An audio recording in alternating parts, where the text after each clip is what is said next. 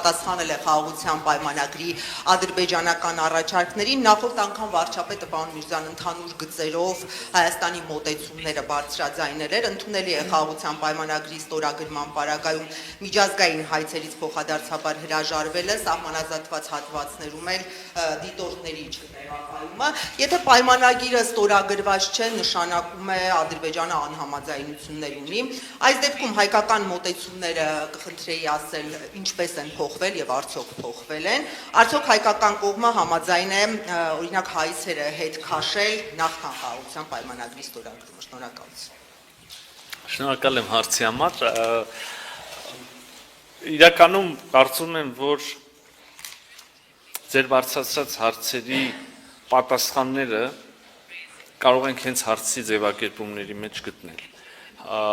Երևույթները, որոնք դուք նշեցիք եւ մի շարք այլ հարցեր, քննարկվում են խաղաղության պայմանագրի տեքստի շրջանակներում եւ հետեւաբար, եթե համաձայնեցվում են, կարող են եւ պարտադիր պետք է կիրառվեն պայմանագրի ստորագրումից եւ ուժի մեջ մտնելուց հետո։ Այո, մենք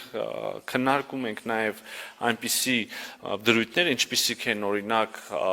Հայաստան-Ադրբեջան միջպետական սահմանին 3-րդ կողմերի ուժերի բացառումը,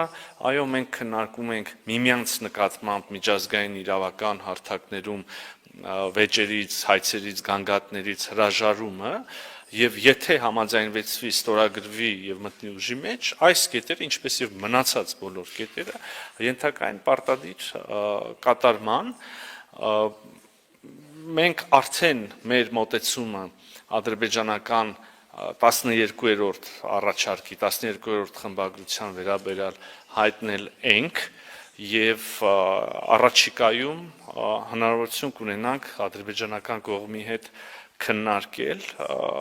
այդ մոտեցումը եւ ընդհանուր առմամբ այդ համաձայնագրի ստորագրման, համաձայնեցման ստորագրման, վավերացման հետ կապված բոլոր հարցերը։ Մոտեցումները համապատասխանում են Հայաստանի արդի մարտահրավերներին, համապատասխանում են մեր խաղաղության օրակարգին, Ադրբեջանի հետ խաղաղություն հաստատելու մեր պատրաստակամությանը եւ